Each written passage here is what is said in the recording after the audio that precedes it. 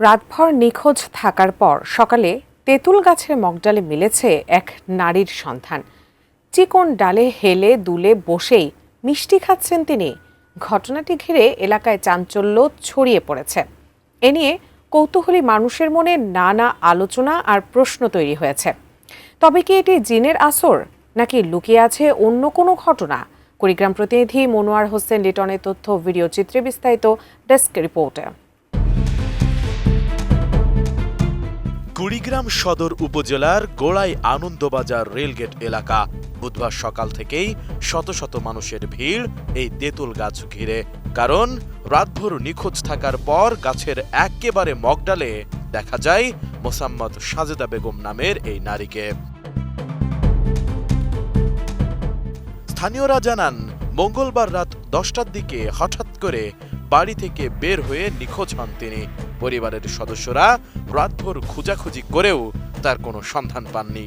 সকালে এলাকাবাসীর চোখে পড়ে অবাক করা দৃশ্য। উঁচু গাছের ডালে বসে আছেন ওই নারী, কখনো বসে, কখনো শুয়ে, আবার কখনো গাছের ডালেই মিষ্টি খেতে দেখা যায় তাকে। এই গাছে তো ওটা মহিলা মানুষ সম্ভব না, পুরুষই পাবে না। ছোট বাচ্চারা যে অটো মগ ডালে যে চড়বে সেটাও পাবে না, আর উনি ওখানে চড়ি বসেই আছে। নতুন বাংলাদেশ গড়তে এলো জুলফিকার স্টিল। জুলফিকার স্টিল 2-3 বারের মতো এই অবস্থা হয়েছিল। এর আগে একবার বাঁশের একদম উপরে উঠাইছিল, তারপর একবার চা গুয়া বলতে আমাদের এইদিকে যেটা বোঝায় সেই গাছের উপরে উঠাইছিল। পরে ফায়ার সার্ভিসের সহায়তা নিয়ে ওনাকে নামানো হয়েছিল। দিন রাত 10টা-11টার দিকে উনি বাড়ি থেকে নাই হয়ে গেছিল। পরে বাসায় খোঁজাখুঁজি করে এত পরিমাণ পায় নেই। পরে কল্পনাও ছিল না যে এটা এখানে হবে, এখানে এসে ঘটবে। পরের দিন সকালে মানুষজন বাড়ি থেকে বের হয়ে দেখে যে গাছের আগালে এই অবস্থা। সকাল 7টার সময় দেখি যে গাছের মধ্যে উপরে বসে আছে। এখন কে যে নিয়ে আসছে, কে ওখানে রাখছে আমরা বলতে পারি না। শুনি যে তার জিনে আসর করছে। ঘটনাটি আরো কৌতূহলের জন্ম দেয় যখন তার ছেলে গাছে উঠতে চাইলে ওপর থেকে মিষ্টি ছুড়ে দেন তিনি। খবর ছড়িয়ে পড়তেই আশেপাশের মানুষ ভিড় জমাতে থাকেন। পরে খবর পেয়ে ঘটনাস্থলে পৌঁছায় ফায়ার সার্ভিস। অনেক চেষ্টার পর বিশেষ কৌশলে তাকে নিরাপদে নামিয়ে আনা হয়। স্থানীয়রাও বলছে যে এটি জিন ভূতের কাজ।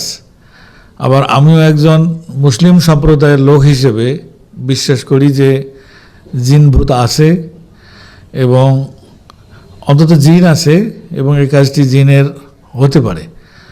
আবার বিজ্ঞানসম্মতভাবেও বলা যায়, যদি কারো মানসিক বৈকলাঙ্গ বা ডিসঅর্ডার থাকে অথবা কেউ অনিদ্রা বা ইনসমনিয়ায় ভোগে, তো সেক্ষেত্রে অনেক সময় আমরা বলি যে স্লিপিং ওয়াকিং, অর্থাৎ ঘুমের মধ্যেও হাঁটে, যেটাকে মেডিকেল পরিভাষায় বলা হয় সমনাম্বুলিজম।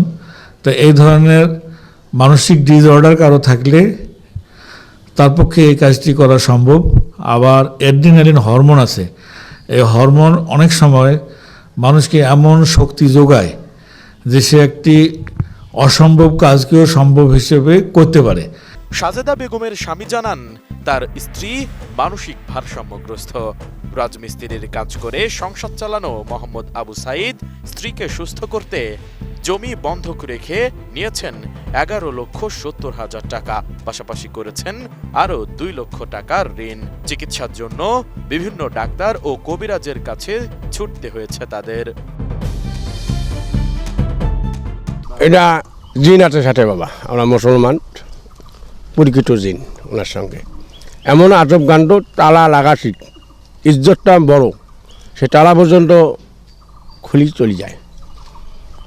দরজা দেওয়া থাকে চতুর্পাশে, তালা কেমন করি খোলে করা পাইনি। 500 টাকা দামের তালা, সেই তালা। যদিও সামাজিক যোগাযোগ মাধ্যমে ঘটনাটিকে জিনের আছর বা অলৌকিক বলে দাবি করেছেন অনেকে, তবে স্থানীয়দের দাবি ওই নারী অসুস্থ। পরিবারের আর্থিক অবস্থা বিবেচনায় ওই নারীর উন্নত চিকিৎসায় সরকারি ও সামাজিক সহযোগিতা প্রয়োজন। না হলে এমন ঘটনা আবারও ঘটতে পারে বলে আশঙ্কা তাদের। Desk report, ATN news.